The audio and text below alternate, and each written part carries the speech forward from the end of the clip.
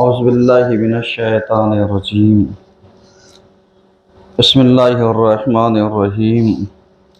अल्हम्दुलिल्लाहि रब्बिल आलमीन। अस्सलातु वस्सलामु अला अशरफिल अंबिया'i वल मुरसलीन। अम्मा बाद फ़क़द क़ालल हुसैन अलैहिस्सलाम इन्नमा खरजतु लितलबि इस्लाहि फ़ी उम्मति जद्दी रसूलिल्लाह अन आमुरा बिल मारूफ व नहया अनिल मुनकर। सल्लल्लाहु अलैहि वसल्लम।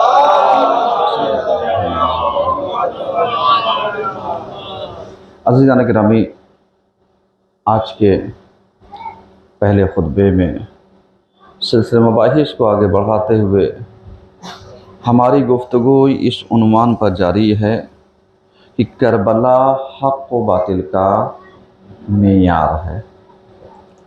हुज़ूर वाला इस मौजू पर हमारी गुफ्तगू मुसलसल माह मुहर्रम से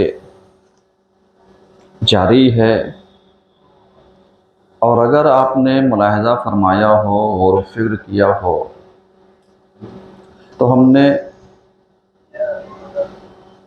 करबला को मेयार बना करके सही और गलत की निशानदेही करने की हत्तल इम्कान कोशिश की है, ताकि अहले बैत का चाहने वाला, अहले बैत से इश्क रखने वाला, अहले बैत से मोहब्बत करने वाला ऐसा हो कि कल उसे क़यामत के दिन मैदान हश्र में नश्र में शर्मिंदगी ना उठानी पड़े। क्योंकि अगर दावेदार हो अहले बैत की मोहब्बत का, अहले बैत से इश्क का, और खुदा न खास्ता अगर उसे सज़ा मिल जाए तो जाहिर सी बात है ये सज़ा उसके लिए नहीं, लेकिन जो अहले बैत से निस्बत है, वाबस्तगी है, उस पर एक सवालिया निशान दुश्मन खड़ा कर देगा, और वो यही कहेगा कि साहब तुम मोहब्बत करते थे, तुम भी जहन्नम में जा रहे हो, और हम मोहब्बत नहीं करते थे, हम भी जहन्नम में जा रहे हैं, दोनों में क्या फ़र्क हो जाएगा। अब मेरी बात ज़रा सा गौर कीजिए, क्योंकि दुश्मन जो मिशन और मकसद से भटकाता है वो कभी कभी ऐसे ही कन्फ्यूज़न वाली बातें करके हमारे जहनों को अपनी तरफ मोड़ लेता है कि बताओ तुम्हारा क्या फ़ायदा हुआ, हमारा क्या फ़ायदा हुआ, तुम कहाँ पर हो, आज हम कहाँ पर हैं, दोनों का अंजाम कहाँ पर है। ये बहुत अहम है, अगर इस पर आप गौर व फिक्र कीजिए और ज़रा सा सोचिए कि कौन कहाँ पर कब तक रहेगा। मसलन अगर मैं एक मिसाल दूँ, और बारहा मैं मिसाल देता रहता हूँ, मजलिसों में भी इस चीज़ को मैंने अर्ज़ किया है कि करबला के मैदान में अलैहिस्सलाम होना कमाल नहीं था, समझ रहे हैं। वरना आप देखिए कुछ ऐसे थे जैसे मालिक बिन असद, अनस, या और भी अफराद इस तरीके के थे कि जिन्होंने इमाम हुसैन अलैहिस्सलाम से एक शर्त रखी थी, और ये कहा था कि मौला मैं आपकी उस वक्त तक नुसरत करूँगा जब तक मुझे यकीन है कि आप हारेंगे नहीं। समझिएगा, तारीख जाकर के खंगालिएगा, मैं उस वक्त आपके साथ हूँ, और जहाँ मुझे लगेगा कि अब मुझे अपनी जान देने से फ़ायदा नहीं है, क्योंकि लास्ट में आपको मरना ही मरना है, तो वहाँ से मैं आपका साथ छोड़ करके वापस कूफा चला जाऊँगा।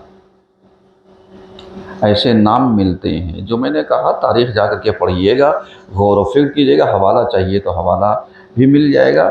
लेकिन आप ज़रा सा इसके ऊपर गौर कीजिए कि इन्होंने शर्त क्यों रखी।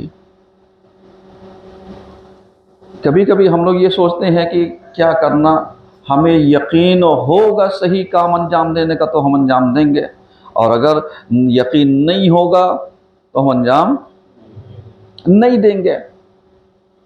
सेम सिचुएशन है। उन्हें क्या था? उन्हें यह था कि इमाम की जान अगर हमें लगेगी बचेगी तो हम साथ हैं, और एहसास हो गया ये मारे जाएंगे या शहीद कर दिए जाएंगे तो हम फिर वहां से अपने आप को समेट लेंगे, अपने आप को बैकिंग पर ले लेंगे, बैकफुट पे चले जाएंगे, ताकि साहब अब तो आपको दोनों सूरत में मरना है तो मेरे जान देने से फ़ायदा क्या होता है। ये सब चीज़ें यानी हमें सोचने पर मजबूर करती हैं, कि हमें सोचने पर मजबूर इस तरीके से करती हैं कि तुम कभी सही और गलत का कैलकुलेशन ज़ाहिरी निगाहों से किया है या फैसला अक्ल की बुनियाद पर किया है। कभी कभी ऐसा होता है कि हम जाहिर से धोखा खा जाते हैं, कभी कभी ऐसा होता है कि जो बातिन में छिपी हुई हक़ानियत होती है उस पर हमारी नज़र नहीं जा पाती। कभी ऐसा होता है कि हम मंसूबाबंदी और प्लानिंग तो करते हैं, लेकिन कभी प्लानिंग से ना आगाही की बुनियाद पर हम बैकफुट पर चले जाते हैं कि साहब हमें तो पता ही नहीं। लेकिन कभी आपने देखा अल्लाह ने एक जिस्म के अंदर अगर हाथ की पांचों उंगली को बराबर जगह पर फीड किया होता तो बताइए आप, इसी पर गौर कर लीजिए जरा सा। ये पांचों उंगलियां हैं, इन पांचों उंगलियों को अगर आप जाकर के नापिए जरा सा कैलकुलेशन करके कि साहब ये कई इंच की है, कितनी सेंटीमीटर की है, कितनी वो, तो तकरीबन लब्बो लबाब पांचों उंगली सेम है। जाकर के गौर कीजिएगा, ये पांचों उंगली क्या है? सेम है। फिर ये पांचों उंगली हमें छोटी बड़ी क्यों नजर आती है? जाकर के नापिएगा जरा सा, ये पांचों छोटी बड़ी नजर क्यों आती है?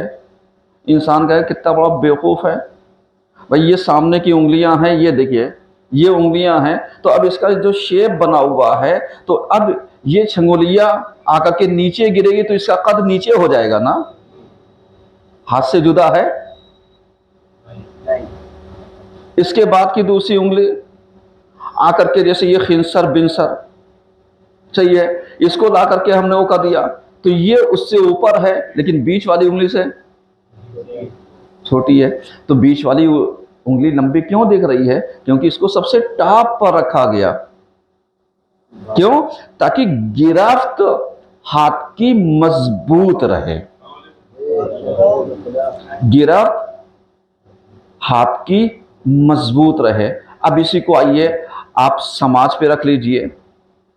हर इंसान एक जगह पर तो फीड नहीं हो सकता ना, तो जब एक जगह पर फीड नहीं हो सकता तो जिसकी जो जगह जाएगा हो जहां पर इंसान बआसानी फीड हो सकता हो, क्या वो समाज से अलग है? नहीं। लेकिन हमारी मेंटालिटी क्या है, हमारी सोच क्या है? मतलब अगर मैं मिसाल जरा सा और बदलता हूं ताकि आपको और आसानी से समझाऊं, ये जो बच्चे हैं इनके जहनों में और आसानी से बातें आए। जैसे कोई कमेटी हो, कमेटी के जितने भी अफराद हैं सब सदर हो जाएंगे भाई, एक ही तो होगा ना। उसके बाद ज्वाइंट हो सकता है, वाइस हो सकता है, या उसके नीचे आएगा 1 2 3 कई आप कर सकते हैं, लेकिन पूरी कमेटी को आप सदर बना सकते हैं? पूरी कमेटी को आप सेक्रेटरी बना सकते हैं? पूरी कमेटी को आप ट्रेजरार बना सकते हैं? नहीं।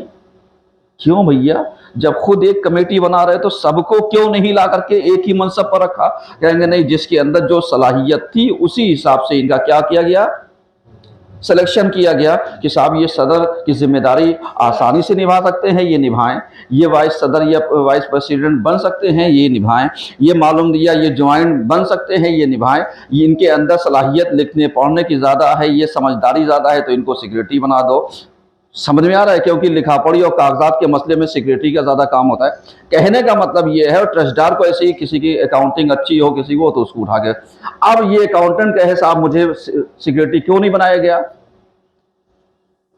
या वो कहे साहब मुझे ला करके प्रेसिडेंट क्यों नहीं बनाया गया, तो हर इंसान कहेगा भैया हर कोई हर जगह पर, एक जगह पर सब नहीं फिट हो सकते। वरना यही सवाल तो कल करबला के मैदान में बहुत सारे लोग कर सकते थे। जब मौला अब्बास ने लश्कर को लगाया, किसी को कल्ब लश्कर पर कहा, किसी को मैमना कहा, किसी को मैसरा कहा, किसी को सामने, किसी को वैसे, तो अब वो एतराज कर देते साहब मैं तो कल्ब लश्कर ही बनूंगा, यानी सेंटर पे, मैमना पे मैं तो दाईं तरफ रहूंगा, अब मुझे बाईं तरफ क्यों रखा गया? कहा इसका मतलब यह है कि दाहिनी तरफ सवाब ज्यादा था, बाईं तरफ मुझे इसलिए रखा गया। ये आपके ज़हनों का फतूर हो सकता है, क्योंकि दुश्मन अपने साथी संगातियों को कभी बहकाने नहीं जाता, क्योंकि उसे पता है साहब हमें जाना कहां है, ये तो वही है हमारे उसमें। हाँ, सामने वाले को एक पासा फेंको, वरना जो जहां पर है वो तो वहीं पर है, अगर वो आ गया तो हम प्लस में है, नहीं तो हम जहां पर थे वहीं पर हैं। कितनी समझदारी है मेरे भैया, कितनी समझ है। अब यही मैं आपसे एक बात कह दूं, एक और मिसाल देता हूं, जैसे अंजुमन की। अंजुमन में जितने भी दस्ते में हैं सब कहें साहब मैं साहिब बयाज हूं, मातम कौन करेगा?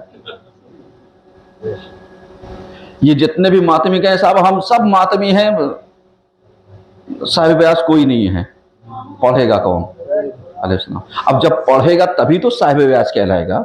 अब उससे साहब कहिए तो ये साहब गलत है, क्योंकि आप पढ़ क्यों रहे हैं, हम सब बराबर हैं, तो बराबर कहां से रहेगा? यानी ये एक कैलकुलेशन में सिर्फ इसलिए आपके जहनों को झिझोड़ना चाहता हूं, ताकि आप कभी भी समाज की गणित को, समाज के हालात को, इसके कैलकुलेशन को, इसकी कैफियत और कंडीशन को कभी भी एक जाविये से देखने की कोशिश ना कीजिएगा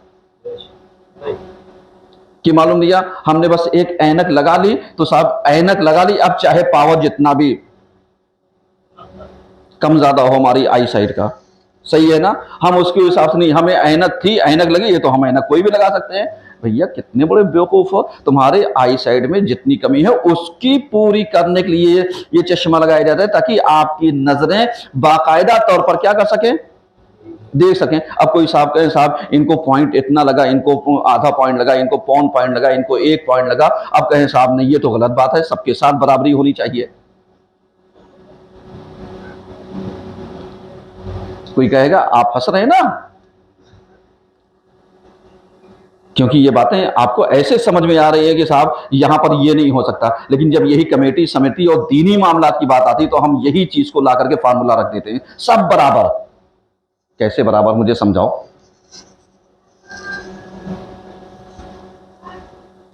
मुझे समझाओ जरा सा। किसी भी मौलवी मौलाना को पकड़ लो, कहो साहब मौलाना अलमदार को समझा दीजिए कि साहब जाविया फर्क करेगा। हो सकता है आपका जाविया देखने का अंदाज अलग हो सकता है आपका तजर्बा अलग हो सकता है मौलाना साहब जिस जाविये से देख रहे हैं वो जाविया अलग हो सकता है मौलाना साहब का जो तजर्बा है वो तजर्बा तुमसे अलग हो। बिल्कुल वैसे जैसे लौड़ने वालों को भी देखिए, 9 डिजिट को ला करके रख दीजिए, ये 9 वाहिद गिनती ऐसी है जो जिधर से देखिएगा उधर सही दिखेगी, बस फर्क इतना ही है कि 3 ही का फर्क दिखेगा, या तो एक को 9 दिखेगा एक को 6 दिखेगा। एक सलवात तो पढ़िए कम से कम।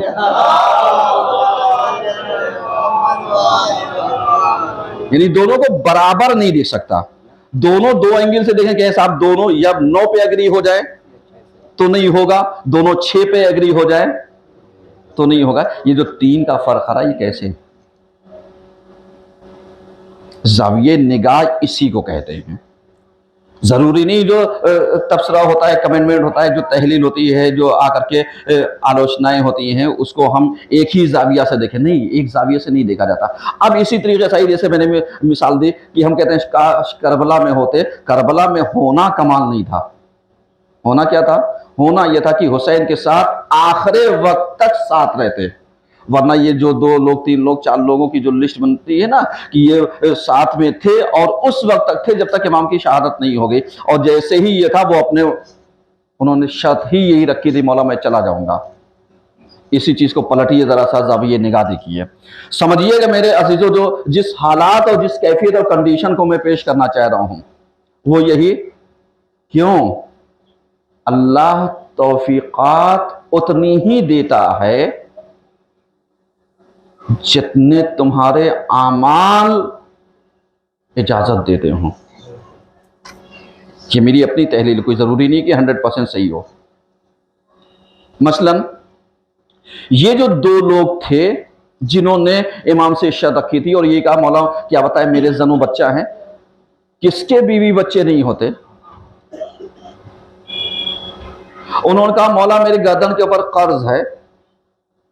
कौन ऐसा इंसान है जो कर्ज का लेन देन नहीं करता?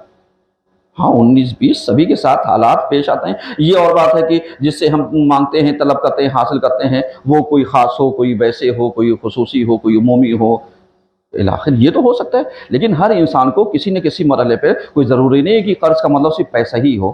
कभी कभी आप ये देखिए, एक पैसे वाले को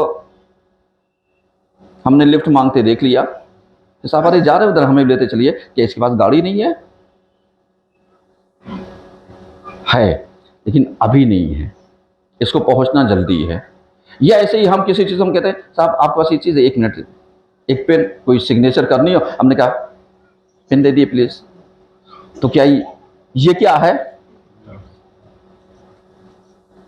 बोलिए कर्ज है या नहीं है? बोल नहीं रहे ना, बदल गया।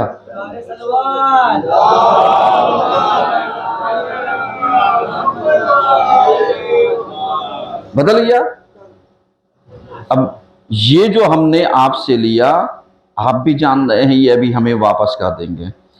शरीयत ने क्या कहा? कहा बस ये अमानत ली और अमानत वापस कर दो, सेम टू सेम, जैसे लिया वैसे दे दिया, इसको कहा गया अमानत। अब कर्ज का और अमानत का ताल्लुक बहुत नजदीकी है, बहुत नजदीकी है। इन दोनों ने क्या कहा? कहा मेरे गर्दन के ऊपर कर्ज है। कर्ज कोई जुर्म था? नहीं, लेकिन इनके जहन में करबला में ख्याल यही आया कि मैं मौला से शर्त कर लूं।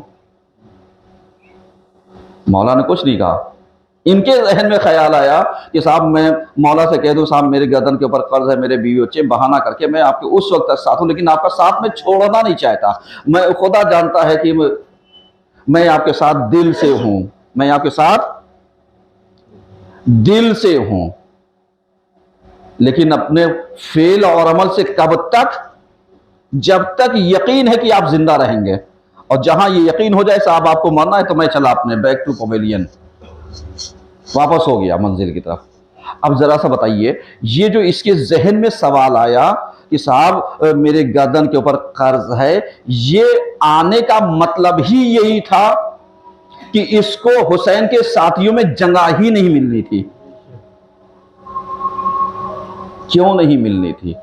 क्योंकि हुसैन के जो साथी चुनिंदा थे, सेलेक्टेड, इनकी गर्दन के ऊपर किसी भी बशर का किसी भी तरीके से कोई हक नहीं होना चाहिए था।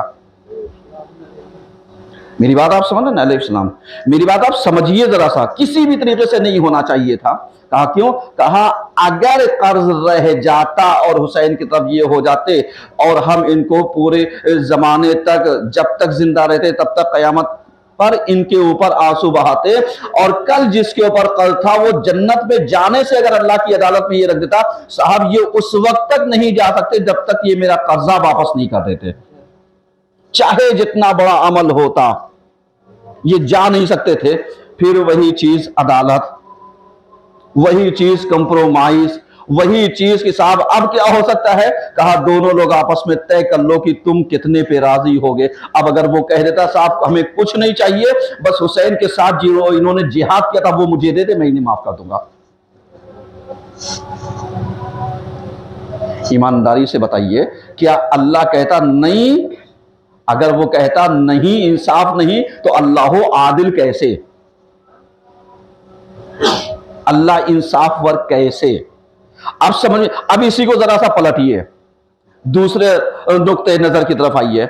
उधर हमने यजीद की तरफ से देखा, कहीं निकल करके आए, हद अकल 4 की तादाद तो मिली, जबकि हमने बताया 21-22 नाम मिलते हैं आने वालों में, लेकिन ये 4 तो नाम शोहरत पाते हैं ना।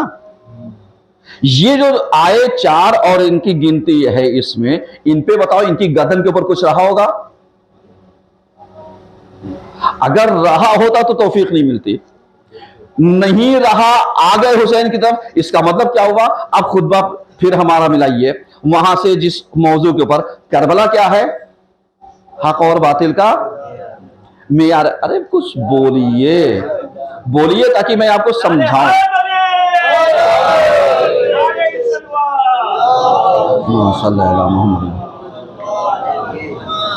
करबला क्या है? हक और बातिल का मेयार है। अब ईमानदारी से बताइए, जिन्होंने सन 61 हिजरी में शहादत दी थी, हुसैन के 72 साथी, 72 शोहदा, हम रोते किसको हैं? 72 को रोते या 1-2 को रोते या 18 को रोते? अब आप कहिए साहब हम जितने सैयद थे इनमें रोते हैं सादात पर, बकिया गैर सादात पे नहीं रोते। कोई है माई का लाल जो कह दे? ना कह सकता है ना जुदा कर सकता है, क्योंकि यही खुदशा जनाबे जौन जो थे, उन्होंने ये कहा था, मौला आप मुझे इजाजत इसलिए नहीं दे रहे ना कि मेरा फोन जो है वो काला हो सकता है क्योंकि मेरा रंग काला है। ये उनकी अपनी गढ़ी थी। यही एतराज किया था, आप मुझे इसलिए नहीं जाने देते क्योंकि मेरा काला खून आपके नूरानी खून में मिल जाएगा। क्या कहना, ये सब वो सवालात हैं जो आज हमारे जहनों में आकर के क्या करते हैं, उपज मारते हैं। अब इसी को जरा सा आ जाइए, हमारे यहाँ का समाज तो कितना गजब का है कि साहब बास के यहाँ तो ऐसा है कि मजलिस पढ़ने वाले सैयद आएंगे तो तभी मेरे यहाँ की मजलिस कबूल होगी, हैं? जब ये आएंगे तभी मेरे यहाँ मौला आएंगे। अकल के अंधों, जरा सा अकल के नाखून ले लो। पूरी करबला में 18 बनी हाशिम थे और 18 के 3 गुना बराबर गैर थे। करबला तब मुकम्मल हुई है। समझ में आ रहा है इस? और हमने क्या किया?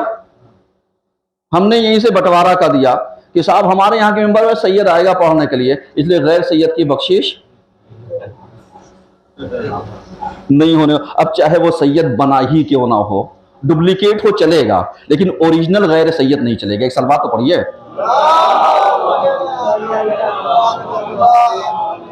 मैं किसी की तौहीन नहीं करना चाहता हूं, आंखें खोलना चाहता हूं, नजरियात को आप बदलिए, क्योंकि जरूरी नहीं है जिक्र मौला हो कोई भी करने वाला हो, मदह मौला हो कोई भी करने वाला हो, सबको उतना ही दर्जा मिलेगा। इसलिए कि दर्जा और रुतबा देने वाले, अजर देने वाले हम लोग नहीं हैं, मासूमीन हैं। वो मासूमीन और आदले मुतलक वो लोग हैं कि जिनके यहाँ जर्रा बराबर किसी चीज का कोई वो नहीं है। हम कौन होते हैं ये फैसला करने वाले? अब अगर इंसान यही तय कर ले कि साहब जिन्होंने मिजार ऐसा बनाया कि हमारे यहाँ मिंबर पर आने वाले खाली सैयद आएंगे, उनके यहाँ अगर ये कह दिया जाए कि जब आपका इंतकाल होगा तो जितने हैं सिर्फ खाली सादात जाए, फिर क्या होगा? प्रोग्राम हो सिर्फ सादात जाए, मजलिस हो सिर्फ सादात जाए, कह सकते हो? तब तो फोन कर करके एक एक दूसरे को भैया भेज दो, लोग नहीं है, ये नहीं। इसका मतलब अपने मिजाज को बदलो, क्योंकि मिजाज बदलोगे तो समाज बदलेगा। मिजाज बदलोगे तब तुम्हें गुलाम जो जौन हैं उनमें और दूसरे शोहरा में कोई फर्क नहीं समझ में आएगा। समझ में आ रहा है? क्योंकि हम रोते 72 को हैं, अलग को नहीं रोते। और ये 72 का मिशन हुसैन ने पूरा किया था, किसी और ने नहीं पूरा किया था। और शायद यही वजह थी कि हुसैन ने 72 शुरू से मदीने से सेलेक्ट नहीं किए थे, वरना आप जब मदीने से चल रहे थे तभी आप सेलेक्ट कर लेते, साहब ये जितने हैं सबको करबला आना है। ऐसा कुछ नहीं था। और यही वजह थी करबला के शोहदा में से कोई ईसाई मिल गया, कोई नसरानी मिल गया, कोई किसी उसका मजहब का मिल गया, कोई उस्मानी मिल गया, कोई इस तरीके से जाकर के पढ़िए आकर के। तो इसका मतलब यह हो गया कि करबला हक्कानियत पर मबनी है, जात और पात की बुनियाद पर नहीं मबनी है। यहां पर नस्लें, रंग और नस्ल नहीं देखा जाता, बल्कि मेयार हक और बातिल देखा जाता है। अब चाहे हक अगर गरीब क्या हो तो पहुंच जाओ, और अमीर क्या ना हो तो वहां से उठ जाओ। एक सलवार पढ़िए सब मिलकर के।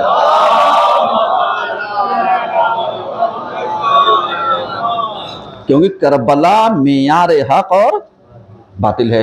जहन में रहे, अगर किसी के समझ में कोई गुफ्तगू ना आए वो मुझसे बाद में मिल सकता है। नतीजा दे रहा हूं आखिरी उसका, मैं बार बार इसी चीज को कह रहा हूं कि साहब आप कुछ कर जाइए,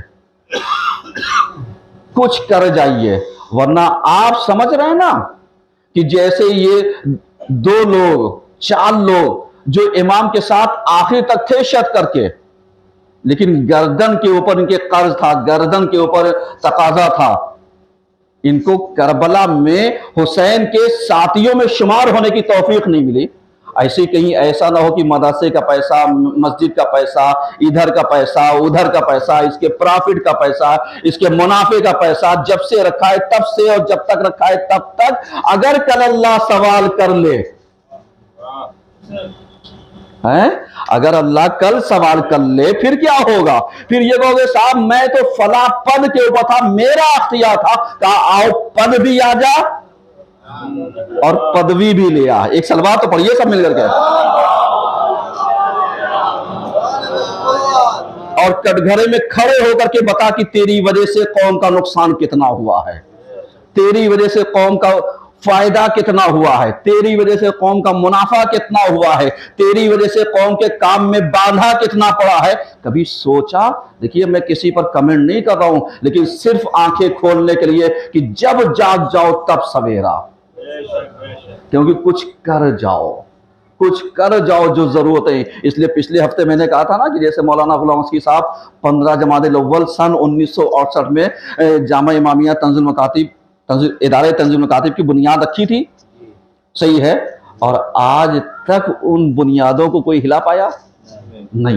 लेकिन गुलाम रशीद साहब को गुजरे हुए कितना जमाना हो गया, समझ में आ रहा है ना? ऐसे ही कोई मजबूत काम करके जाओ, तुम ना भी जिंदा रहो तब भी हमेशा जिंदा रहोगे। कहीं ऐसा ना हो कि अख्तियारात होने के बावजूद अल्लाह तौफीकात ना दे और दुनिया से गुजर जाओ, फिर तुम्हारी गर्दन के ऊपर हमेशा के लिए जितने जो ही वासी हैं सबको सवाल करने का हक होगा। परवरदिगारा ये जिम्मेदार था, इसने अंजाम नहीं दिया। एक सलवार पढ़िए सब मिलकर के। औज़ुबिल्लाहि मिनश्शैतानिर्रजीम, बिस्मिल्लाहिर्रहमानिर्रहीम। वल अस्र इन्नल इंसाना लफ़ी खुस्र इल्लल लज़ीना आमनु व अमिलुस सालिहाति व तवासौ बिल हक़्क़ि व तवासौ बिस सब्र।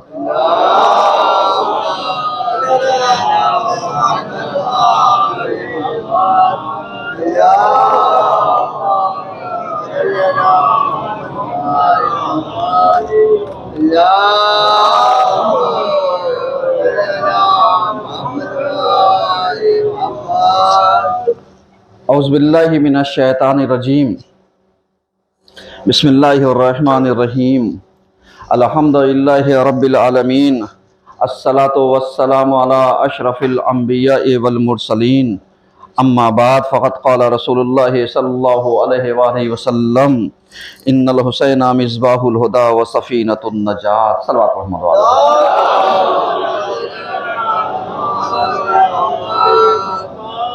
अज़ीज़ान गिरामी, आज के दूसरे खुतबे में सिलसिला मवाहिस को आगे बढ़ाते हुए हमारी गुफ्तगू इस उन्वान पर जारी है कि करबला की तहरीक में ख़वातीन का किरदार।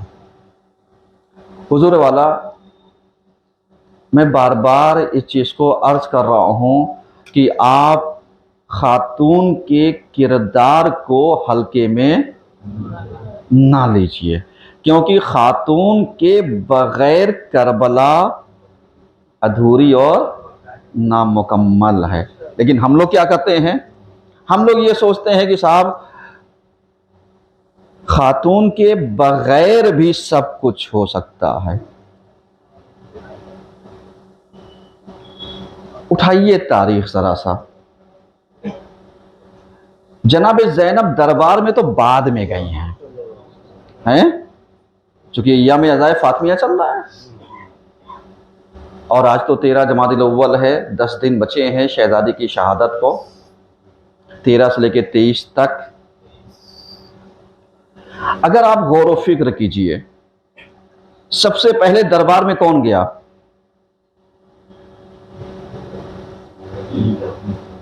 पैगंबर की, हमारे पैगंबर की इकलौती बेटी हजरत फातिमा ज़हरा सलामुल्लाह अलैहा, इकलौती बेटी दरबार में गई। क्यों? भाई देखिए, ये वो सवालात हैं जो हर मुसलमान को, कि जो पैगंबर और आले पैगंबर से इश्क रखने वाला होगा उसे जानना चाहिए, क्योंकि हम अपने पैगंबर के जिगर गोशे रसूल के ऊपर कुछ मुसीबत आए तो हम तो ये सोचेंगे इनडायरेक्ट पैगंबर पर आ गई, और ऐसे ही नहीं कहते, बल्कि पैगंबर की हदीस भी है कि फातिमा तो बज़तुम मिन्नी मन अज़ाहा फ़क़त अज़ानी व मन अज़ानी फ़क़त अज़ल्लाह। सही है ना? इसके आगे भी जुमले पाए जाते हैं, और जिसने अल्लाह को अज़ियत पहुंचाई वो हुआ। समझ रहे हैं? अब इस चीज़ को ज़रा सा आप गौर व फिक्र कीजिए। फातिमा कौन है? मेरा टुकड़ा। कौन कह रहा है? पैगंबर कह रहे हैं। हुज़ूर अल्लाह, आप ज़रा सा गौर व फिक्र कीजिए, आपको नहीं, आपकी औलाद को कोई कुछ कह दे, आप बर्दाश्त कर लेंगे? क्यों? उसने आपके साथ तो तौहीन नहीं की ना, आपकी औलाद के साथ तौहीन की, तो आप कहेंगे नहीं, वो मेरा बेटा है, मेरी बेटी है, वो मेरा टुकड़ा है, इसलिए तुमने उसको अगर अजियत दी तो मुझे अजियत दी। इतनी सी बात है सिर्फ समझने की,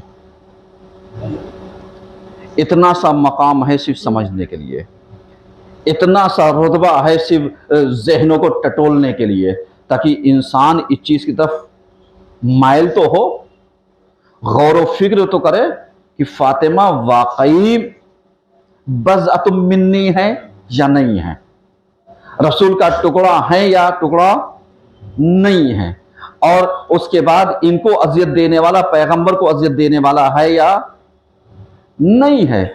ये सब जाकर के तलाशिएगा, लोगों के जहनों को गुमराह ना कीजिए। जैसे पिछले खुतबे में हमने कहा था कि ये 75 दिन की रिवायत की बुनियाद पर जो हमने एक मजलिस पढ़ी थी कि साहब हम बचपने से सुनते आते थे 40 पारे हैं, 40 पारे हैं, 40 पारे। आज तक कोई एक इंसान साबित कर पाया? जबकि पाकिस्तान का मुफ्ती गया और जब जाकर के इराक, करबला, नजफ पूरे उसमें टहला, घुमा, देखा, यहाँ देखा, वहाँ, तो उसे 40 पारे नजर नहीं आए। इसका मतलब सिर्फ उड़ाया गया बदनाम करने के लिए।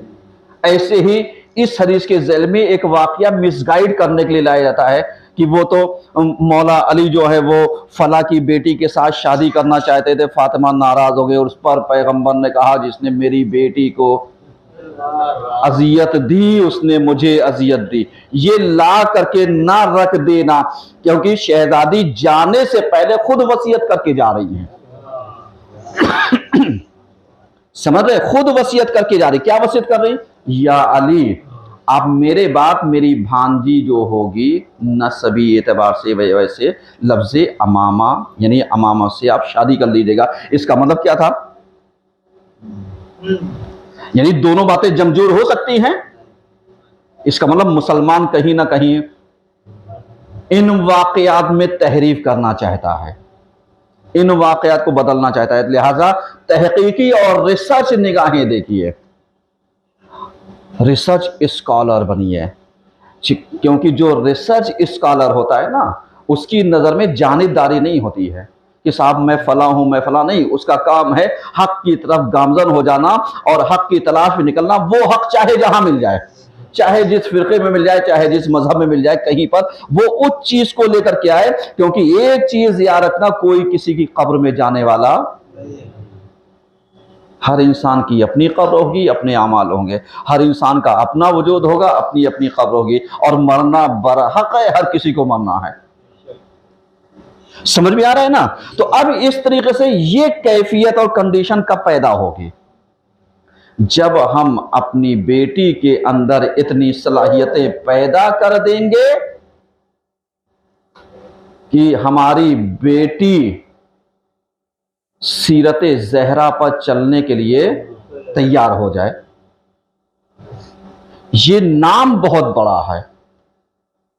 ये जो कनीज़ान ज़ैनब और कनीज़ान सैयदा है ना, ये नाम बहुत बड़ा है, टाइटल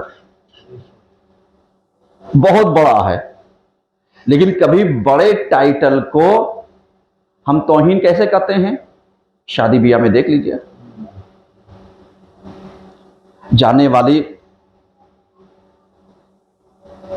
पर्दा करने वाली कितने पर्दे में हैं ये वो जाने और उनका अमाल जाने। मौलाना नंदा साहब से कोई मतलब नहीं है, मैं सिर्फ हिदायत दे रहा हूं, वरना बाद में ये कह दिया जाएगा साहब इनको अब वलीमे में भी ना पूछो।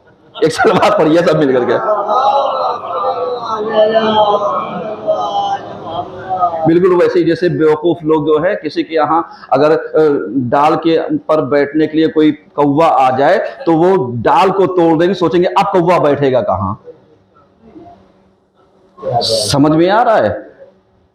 ये तो हर इंसान की अपनी अपनी मेंटालिटी। साहब हम इनको नहीं पूछेंगे, हम इनको नहीं बुलाएंगे, हम इनको, वो तुम्हारी मर्जी है, बुलाओ नाम बुलाओ, वो तुम्हारे ऊपर है, वो तुम्हारा अपना किरदार है। ये और बात है कल क़यामत के दिन अगर अल्लाह के सामने मौलाना नामदार खड़े हो गए तो बात का मैटर है। समझ रहे हैं ना? लेकिन जरा सा गौर कीजिएगा कि इस चीज की जुर्रत पैदा करने के लिए जज्बा किसका चाहिए? शहजादी का। शहजादी की कनीज बनने के लिए हिजाब कितना चाहिए, पर्दा कितना चाहिए, कवर कितना चाहिए? अभी जरा सा मोबाइल नया खरीद करके आ जाओ, फौरन कवर भी आ जाएगा, टेम्पर भी आ जाएगा, गार्ड भी लग जाएगा, स्क्रीन गार्ड भी लग जाएगा। क्यों लगेगा? अब समझ लो तुम्हारी बेटी की वैल्यू कितनी है, तेरे मोबाइल के बराबर भी नहीं है क्या? हैं? अगर तेरे मोबाइल के बराबर भी वैल्यू नहीं है तो फिर तू कुछ भी हो सकता है। एक इंसानियत के जुमरे में ढला हुआ बेहतरीन और शरीफ इंसान नहीं हो सकता।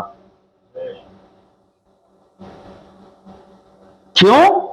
इसलिए कि जब नाम बड़ा होता है तो उतनी ही जजा, उतनी ही सजा मुरत्तब होती है। समझ रहे हैं ना? ये चीज जहन में रखिएगा। और उसके बाद अय्याम फातिमिया में मैं बार बार कहता हूं, आप हमारे यहां अल्लाह का शुक्र है ज़ैनब क्लासेस सेंटर में 18 दिन की मजलिसें रवा दवा हैं।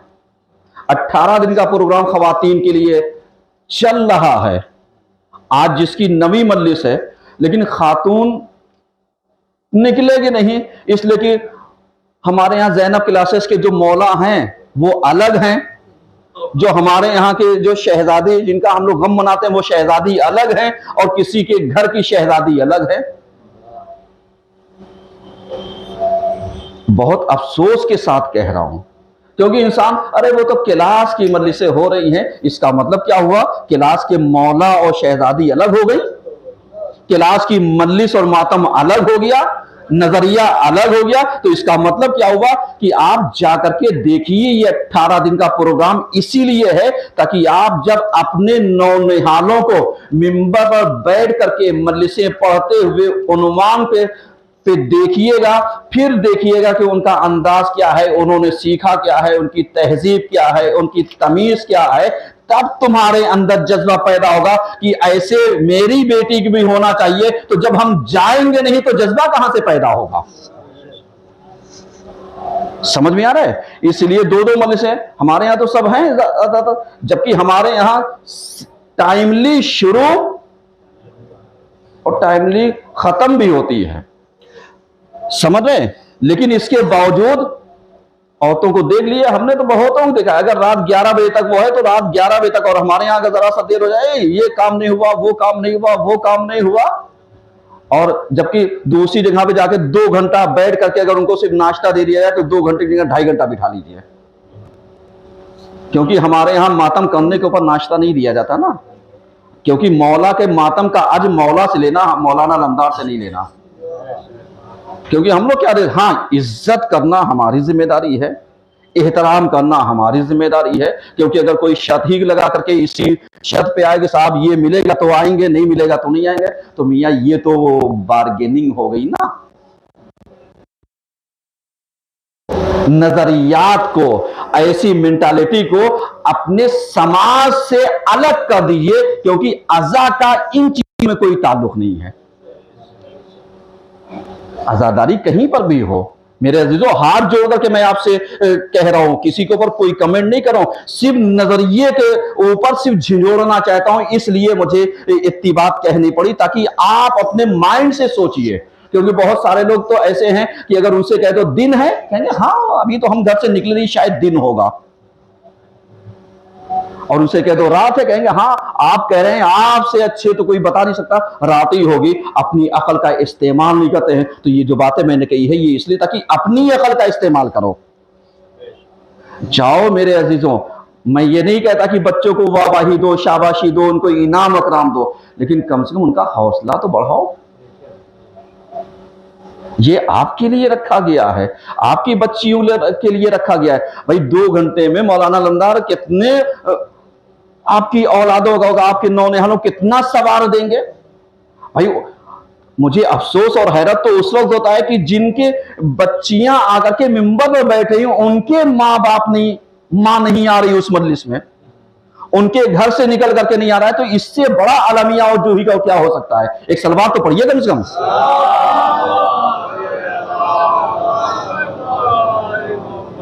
अभी यही स्कूल हो, कॉलेज हो, और ये पता चल रहा है साहब आपका प्रोग्राम कोई प्रोग्राम है और आपका बेटा या बेटी उसमें सेलिब्रेट करना है उसको, और आपको इनविटेशन आ जाए तो आप 1400, 1500, 2000, 2500 रुपए उसमें एनुअल फंक्शन की भी फीस दे देंगे, और उसके बाद वक्त से पहले जाके बैठे रहेंगे और एंजॉय करके 2.5 घंटा 3 घंटे में आएंगे। उसके बाद वही चीज सबको दिखाएंगे, देखा मेरे बेटे का ये भूल गए कि शरीयत इजाजत कितनी देती है, शरीयत का दखल कितना है। तो हम जा कहां पर रहे हैं, जहां पर जाना चाहिए वहां अपने बच्चे की हौसला अफजाई नहीं कर। तो मेरे अजीजों आप जरा सा गौर कीजिएगा, कमेंट नहीं है, रिक्वेस्ट है, गुजारिश है कि शहजादी के गम में इस तरीके से आप शामिल होइए कि जैसे मुहर्रम में शामिल होते हैं। ऐसे निकलिए कि जैसे आयतुल्लाह बहजत की बात कि उन्होंने कहा अय्याम फातिमिया को इस तरीके से मनाओ कि जब कोई तुमसे पूछे कि कहाँ जा रहे हो, अभी मुहर्रम तो आया नहीं, कहो मुहर्रम नहीं आया, लेकिन अय्याम फातिमिया मुहर्रम से कम भी तो नहीं है। और जब मजलिस में निकलो, जब कोई तुमसे पूछे कहाँ जा रहे हो, कह दो करबला जा रहे हैं, क्योंकि जहां मजलिसें हो रही वो किसी करबला की जगह से कम नहीं है। समझ रहे हैं ना। और इसी हवाले से आज यहाँ भी हमारे यहाँ मस्जिद में आज से अय्याम फातिमिया के मजालिस का दौर शुरू होगा, और इंशाअल्लाह ठीक 8 बजे से मजलिस का आगाज होगा, और कसीर तादाद में तशरीफ लेकर के आइए, ताकि पता चले कि शहजादी सबका गम मनाती हैं, उनके ऊपर रोने वाला कौन है। क्योंकि वो हर गमों में आती हैं, शरीक होती हैं, लेकिन जब इनका गम है तो इनका पुरसा हम किसे दे, तो किसी और को तो नहीं दे सकते। बस आखिरी जुमला सुन लीजिए कि जब शहजादी वसीयतें कर रही थी और यही कहा था, या अली मेरा सलाम मेरे उस बेटे को पहुंचा दीजिएगा, कि मैं जानती हूं मेरे सामने मेरा बेटा नहीं होगा, लेकिन उसको पहुंचा दीजिएगा ताकि जो मेरे ऊपर जुल्म हुआ है वो उस जुल्म का बदला मेरा बेटा लेगा। तो अब पुरसा हमें किसे देना है, अपने वक्त के इमाम को देना है, ताकि वक्त का इमाम आए और अपनी जद्दे माजिदा का पुरसा ले। तो इंशाअल्लाह हदीस के साथ आज की नहीं होगी, और मजलिस ठीक 8 बजे शुरू हो जाएगी। पहली मजलिस जनाब मौलाना अब्बास मेहदी साहब खिताब फरमाएंगे, शिरकत कीजिएगा। इन्नल्लाह व मलाइकतहु युसल्लूना अलन नबी या अय्युहल्लज़ीना आमनू सल्लु अलैहि व सल्लिमू तस्लीमा।